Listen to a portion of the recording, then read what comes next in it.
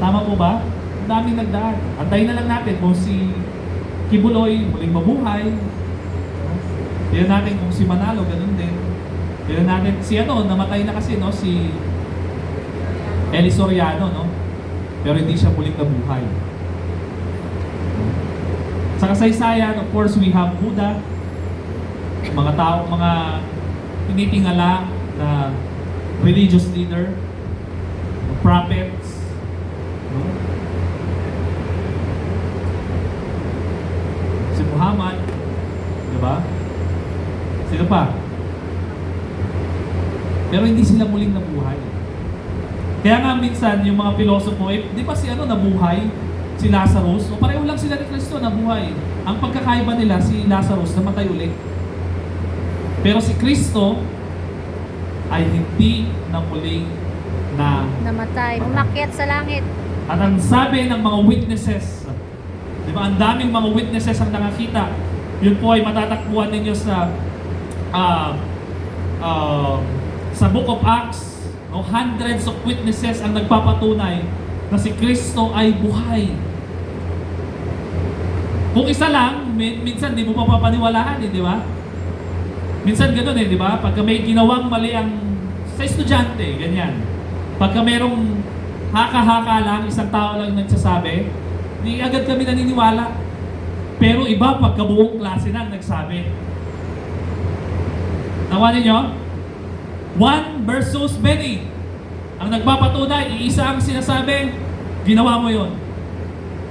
Anong panalo mo ngayon doon na ikaw nagsasabing hindi?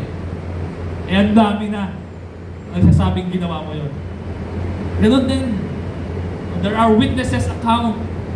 Hindi lang witnesses account, but even personal, nagpakita siya. Kaya sabi ni Apostol Pablo, maging sa akin, nagpakita ang Panginoong Jesucristo, siya ay buhay.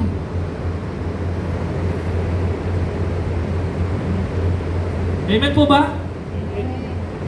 At paano natin sa ating panahon mapapatunayan na buhay ang Panginoong Jesucristo? Because what? He transformed your life. Meron kayong, even mismo kayo, meron kayong personal na karanasan kay Kristo. Kaya nga, alam niyo, minsan nakakalungkot nyo, mag-testimony ka kapatid. Ay, hindi ako makapag-testimony. Hindi ako marunong dyan. Ano bang sasabihin po natin sa testimony? Ano sasabihin po natin? Yung binagong buhay. Yung karanasan natin kanino? Kay Jesus. Kristo. Amen? Amen po ba? Amen. Hindi lamang yung divinity niya, but yung kanyang messianic role. It affirms the messianic role of Christ. The Old Testament prophesy a Messiah. And the Old Testament is clear.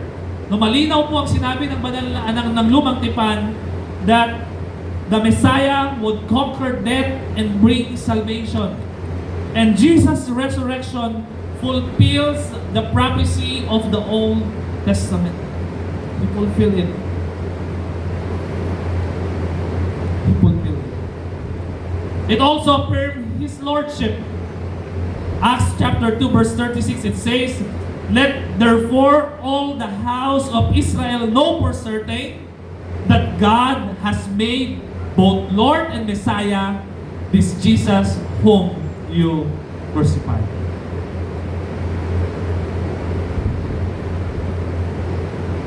That's why the resurrection affirms the identity of Christ. He is truly the Son of God.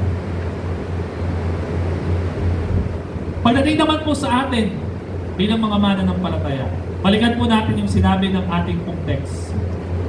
Because the resurrection of Christ, it affirms our faith. Our faith is not what? Empty. Yung luha mo, kapatid,